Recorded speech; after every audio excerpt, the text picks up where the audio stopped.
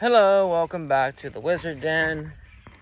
My name is Brian. Today I have been asked a question privately on Messenger, and I've been asked to make a video about it. So I'm going to go ahead and publicly answer this. The question was essentially, in more or less words, how to defend yourself from a curse, from another practitioner trying to attack you. Right? Because curses can get pretty serious sometimes. Especially if the practitioner knows what he's doing.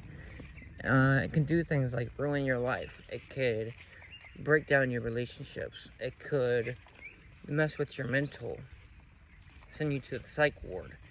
It can make you lose all your money, lose your house, get hurt, get in an accident and really harm yourself or die. Excuse me. These curses can get serious. So, it's a good thing to worry about. Now, there's a correct way of doing this, and the correct way is to build a relationship with a spirit that will protect you, right? There's only really a couple out there. So I'll release what I consider a good secret. There's a spirit that not many people know about. His name is Fleros. F-L-E-R-E-O-U-S.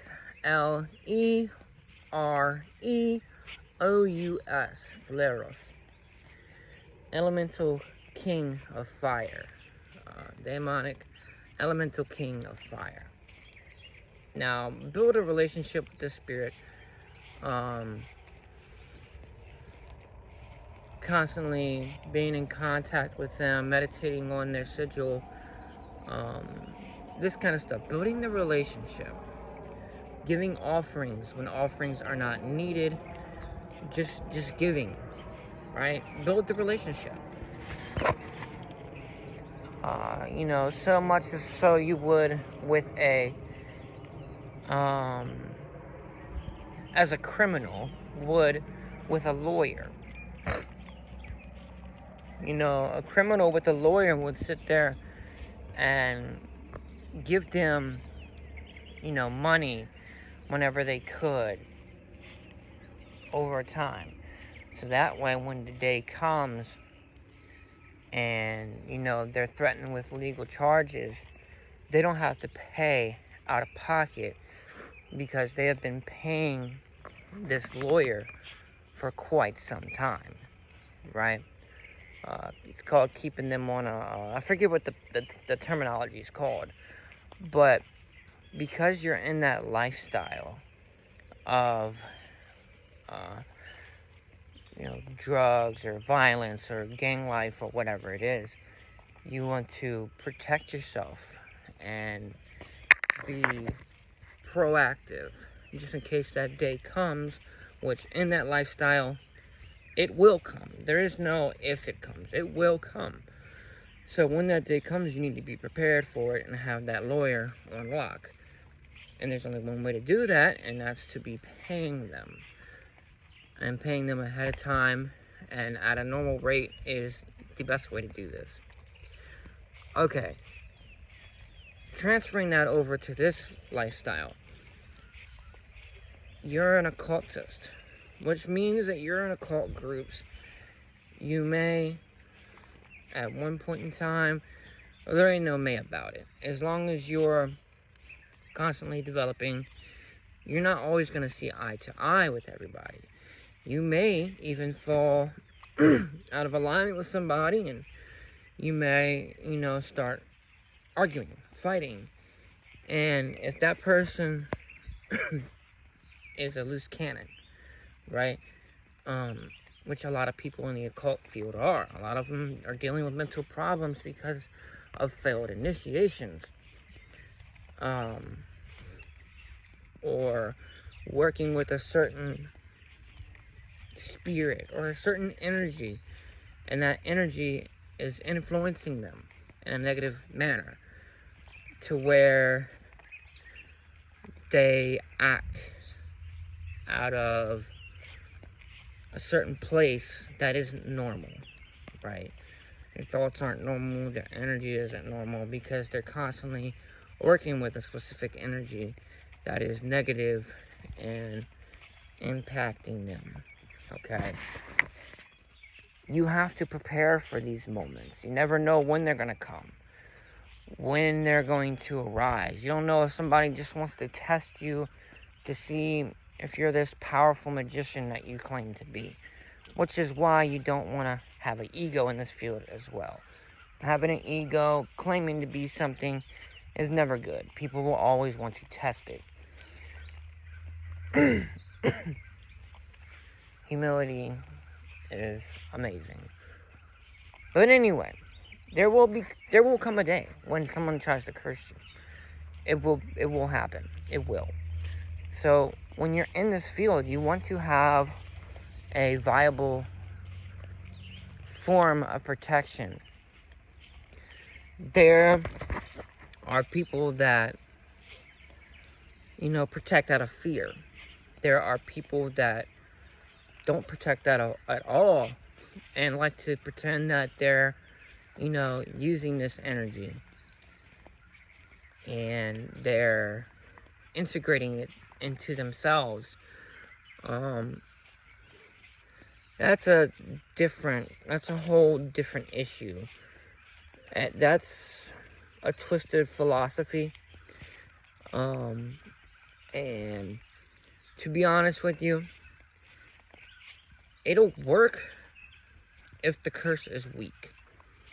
If you have someone that's cursing you and it's powerful, how are you going to manipulate the energy and use that energy if it just ultimately destroys you?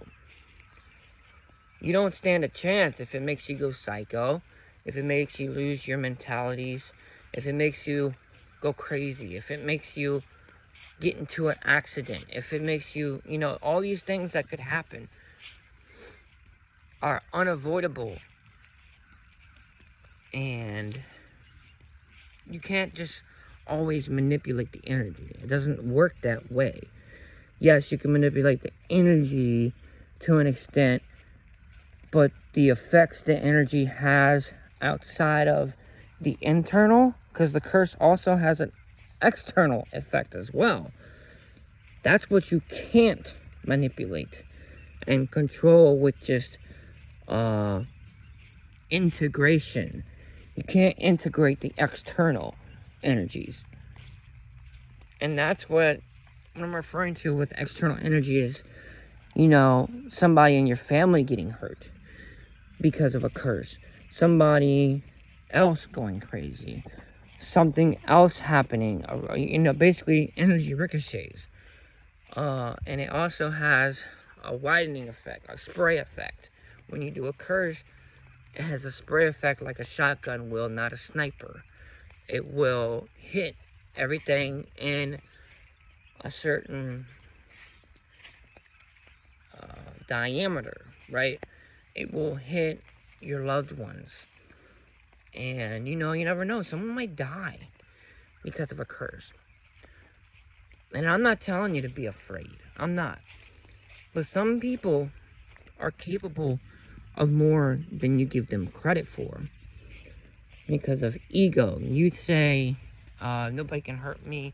That's an ego statement.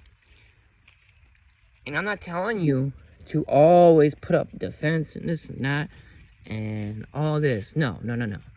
That becomes paranoia. That becomes a whole nother level of bullshit. What I'm telling you to do is build a relationship with a powerful spirit that can defend you and will defend you when you're not able to defend yourself. And like I said before, that spirit is Phileros. Another one that can defend you is Focalor, but Focalor is a little bit different from my understanding. That's after a curse has been set in effect. Same with Leviathan. Leviathan, that's after a curse has been set into effect. You can break it, okay? Now, Phileros, as long as you have a certain level of honest and integrity with your intentions, and you're a devotee to him, in an honest manner. You're not trying to just manipulate and use him to make sure your back is covered. If you actually care and want to learn from him, and you're giving your time and energy to him, he will defend you. He takes care of his followers. Phleros, the demon, is very powerful, okay? And he protects you. There have been multiple instances when people have tried to curse me, and to be quite frank with you, nothing happens. And that's not an egoic statement. That's not me getting cocky, because I had nothing to do with it. It was all Phleros. Phleros put up this barrier, this wall around me that keeps me safe. I don't know beyond that what happens. I don't know if it bounces back on the person, or if the curse hits something else instead, or if it dissipates altogether. I don't know what happens. All I know is that he protects those that follow him. So that's my recommendation.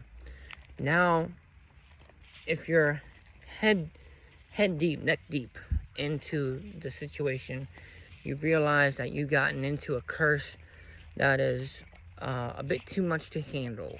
What do you do? There are options, okay, for you. Like I said before, Leviathan is one of the go-tos. You go to him and ask him to break a curse, and then to put up a wall of protection for any further curses coming from this individual. He is good for that. He is good to protect against a named individual, if you name them. Not so much all curses, just curses from a named individual, a certain. When you can pinpoint, you don't even have to know who did the curse. He will figure that out. Just say, hey, I have been cursed. Defend me from curses from this individual moving forward, please, Leviathan. And he can take care of the rest. Another one is Focalore. Focalore is very good for this as well. He also is very good at nasty curses. So, it's kind of his background and his understanding. When a curse is extremely nasty, Focalore is good at getting rid of that. Okay. And to be honest with you, this is really the only advice I have with this. Obviously, let me explain this. I am a martial artist. I have a black belt in karate. This is what I did and loved doing growing up as a child, and getting into my teen years. I loved martial arts. They teach you the same thing, whether it's karate, boxing, kickboxing. And they taught me the same thing when I did kickboxing for like 5 years. The lesson here is you need to learn to de-escalate, because you don't learn karate and kickboxing to go around and beat up on people. You learn it just for your protection, and you learn it to better yourself, to get out of your body, untense. You don't learn it to go beat up on everybody and to prove yourself to everybody. It gives you less to prove, because you know what you're capable of. You can destroy this person, so you don't need to build your ego up. You have nothing to prove. And that's what karate, boxing, kickboxing, taekwondo, jiu-jitsu, that's what all these things have in common. They don't want you to fight. The ultimate goal here is to get you in a place with your ego where you don't have anything to prove. And you're good to walk away from a fight, to de-escalate a situation and get it from a fighting context to shaking it out and walking away or running away, whatever the case may be. You don't want to hurt that person. And I'm going to say the same situation applies with magic. You don't want to let your ego win the fight. Meaning, when you're sitting there and you start arguing with somebody, don't let your ego get involved and start boasting off the hinges about how they can curse you and it ain't gonna do shit because you got Flareos defending. That's fucking amateur hour. It's stupid. It makes you look ignorant. And honestly, Flareos is gonna put down the wall because your ego. You're acting as if it's something to do with you when it's only him. And he don't want you to act all egoic and big and bad. It's cringy. You want to avoid the fight. You know, avoid it. If they start throwing threats around, learn to de-escalate and, you know, walk away from that situation. You know, it doesn't do anything for anybody to sit there and act big and bad and threaten each other. It's all ego. It's all trying to prove yourself and trying to feel powerful. It's stupid. Okay, and that's the lesson in this video. Don't feel as if you have something to prove. And if you feel like you have nothing to prove and you don't think you have an ego, then it should be very easy for you to de-escalate a situation and walk away from a fight. Because you don't have an ego, right?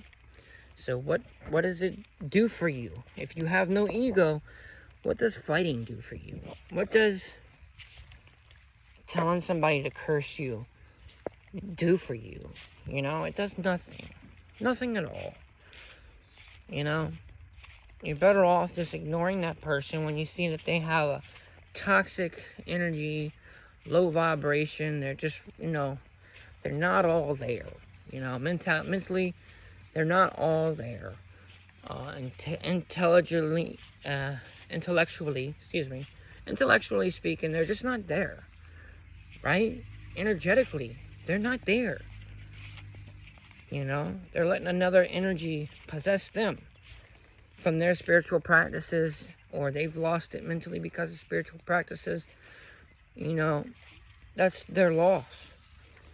And it's not your loss for walking away from the fight. That's the main message I want to get across here. Don't use this information to hurt others. Yes, you have, as an occultist, the power to hurt others, but you should never do it unless it absolutely needs to be done. Okay? Going out there and trying to hurt people is the wrong reason to get into magic. So that's all I have to say for this segment. I hope it helped. I hope this helps somebody in defending themselves and keeping safe. Drop any questions you might have in the comments. Peace.